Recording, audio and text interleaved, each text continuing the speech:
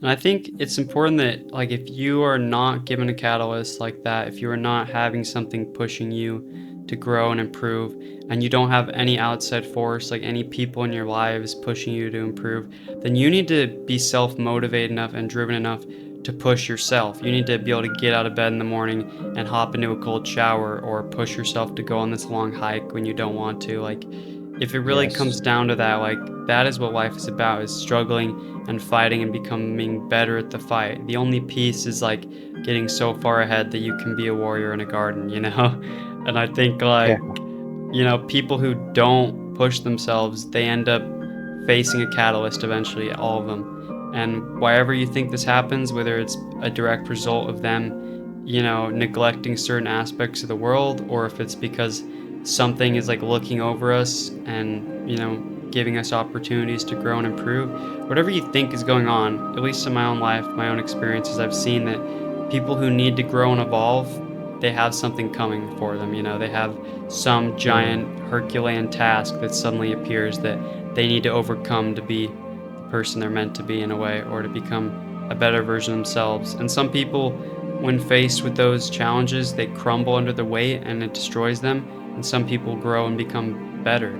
I've seen people who have had challenges like that, had catalysts, and they haven't taken in the right direction, and it's just like ruined them for years and years. And they're just like becoming worse and worse of a person, in a way. Like, they're just running Wow. away forever because they think that if they keep running away from these problems, they'll go away. If they keep pitying themselves, something will come and save them.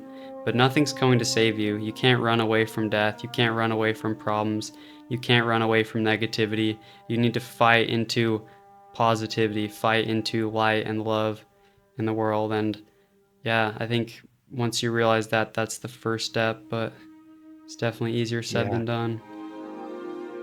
for sure. I love Uncle Iroh. I feel like I Yeah. feel like everything I'm saying is just like Uncle Iroh philosophy, like with Zuko. Honestly, like Avatar: The Yeah. Last Airbender was on some deep concepts. I swear. I know every time I watch it, it gets better. But Yeah. I want, I did want to point out the old saying, or I actually don't know how old it is, but it's definitely used as if it's like an old saying, that good times create weak men create hard times, and hard times create strong men. It's It's true. just how it goes. And it Yeah. could be it could be a comment on like civilizational collapse and decay, followed by a phoenix like Yeah. regrowing of a society. But it could also be directed directly at, like, it could also be applied directly to your own life, in the sense that every time you run away, you're getting weaker, and every time you get weaker, life sucks. And then every time life sucks, you have to pull something out of the depths of, your true inner being, and fight that life. Or you just keep running away and it keeps getting harder and harder, like you're Yeah, saying. Which exactly. Like, you either face it eventually, or it catches up to you and you die before ever facing those problems. And honestly, I believe that if you did not face that problem in this life, that it's going to carry you on to some other form of existence. Like, unless you believe we literally die and it's just wow. black, and it's just black and there's nothing, I think no matter what, if you believe in some sort of existence after death, I think those problems you didn't face will follow you around. Like, I think in a way, we are perpetual students, and we're just sort of learning. We're like learning lessons every time we're alive. Whether that's right Yeah. now or whether it's something to come after death, before death. I don't know. It's Who interesting. knows? It'll be great, whatever it is. It'll be great. Yeah, when you die. Like, oh gosh, yeah, no, for real. Yeah, dude. I mean, I remember points in my life where the only comfort I could give myself is like, well, you'll be dead one day, man. Don't worry about it. Like, you don't got to speed up the process, man. Like, I don't know, 80 years are nothing in the grand scheme of things, and you'll be sitting on your deathbed and happy that you at least experienced a couple things here and there in that time. I promise it's worth it to just wait until your time comes, because it will happen. And then it gave me like almost like a good relationship with the idea of death. It was almost It was almost as if it's like my savior in the distance on the horizon. Like it will, you know? Yeah, that's the thing. Death definitely gives meaning to life. If we felt like we lived forever, maybe we wouldn't have as much of an urgency to get very much out of this life. I think Yeah. the understanding of death creates someone who is very, strong and capable in a way, because I think death is a reality of this world. It is the strongest, most firm reality that people don't often think about, but also it could strike you at any time. And, I think death is like Yeah. what inspires creation. Death is what inspires legacy. Death is what inspires having kids.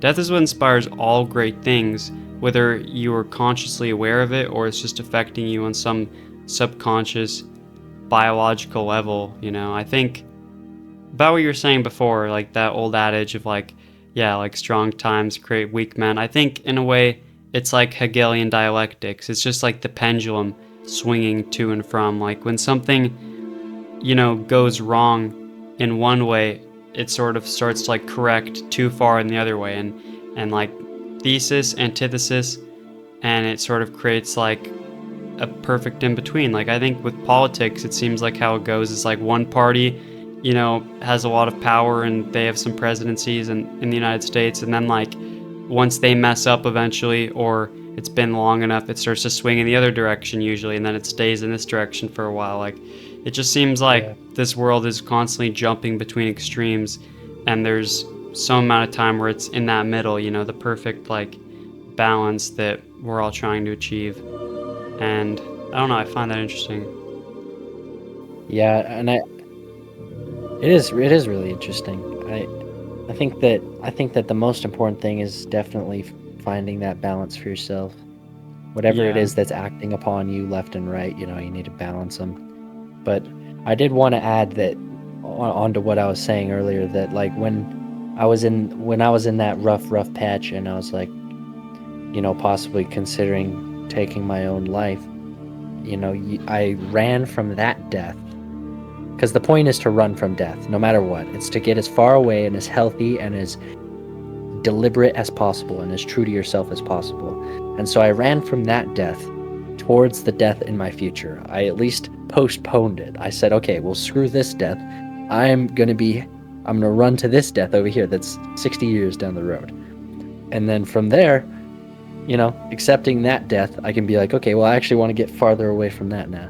So it wasn't me embracing death. It was me running from death to another death, and so that I can then run from that death. You know? Yeah, it's like this thing where they say like I don't, it's like an Arabic like vocal tradition or something, I think, where it says like if if you are struggling to find a reason to be alive, have someone throw you in a raging river and see if you swim, or something like that. And they say like most people, even if they think they don't want to be alive, or they think they don't have that fire within them to fight for survival, if they're in that situation, they'll be surprised to see like what that like desire to live, how powerful that really is, like within our biology, within our entire being. Like if you're thrown in a river, you'll start swimming. Yeah. Well, trying. Yeah. Yeah, I know it's weird.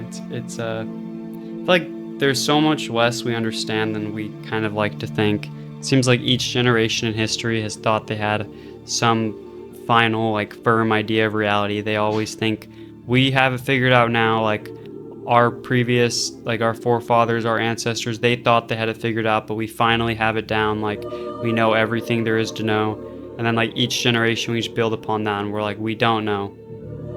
Yeah. I think it's really Yeah. like man's hubris to ever think we have it figured out. Like Western society, people have such an arrogance about them that they have all the answers, that certain things are just wrong, or certain things are like, have been disproven, or like just in a general sense. I'm not saying I'm like Yeah. anti-science at all. That's not really the point I'm trying to make. I'm just saying that No, I agree. I think there needs to be some humility in the face of infinity. That like we know nothing compared to infinity, because infinity is infinite. You know what I mean? Like we will never know Yeah. even 1% of infinity. You know what I mean? So it's like really Yeah. all of our knowing is just futile. We should just try to, I don't know, just try to embrace Um, the unknown in a way, and say like, we have these are tools, this is what we know, but being humble in that all these tools really mean nothing in the face of yeah, all there is to know. yeah, and having that perspective will actually allow you to look back at your forefathers and their forefathers and their forefathers and all of these people that thought the people before them were wrong. Having that perspective will make you look back at them and be like, you know what, they had it right, actually, and they had it right, and they had it right, and they had it right. They all had it right for what they had, and there's something that I can take from that. You know, that's history. That's my history. I can take that and apply it now. You know, because you're grateful for them instead of thinking, "Oh, I'm so much better than them because I'm 1 millionth of a half of a tick in front of them in this grand cosmic scheme." And Yeah, exactly. I really liked, oh, what's his name? What's his name? Brian Cox. He had an appearance on the Joe Rogan Experience and talked about the mindset of a scientist being that of willing a desire to be wrong. The mindset of a scientist is one in which they want to be wrong because that means that they could cross the theory that they were testing off of the table, and that's huge. That's better than getting something right.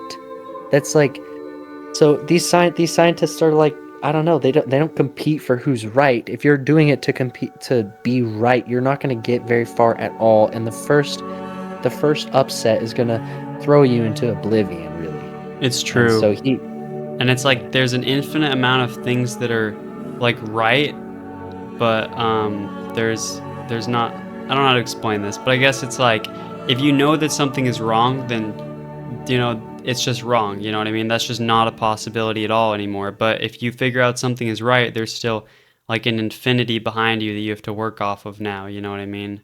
In a way. Yeah.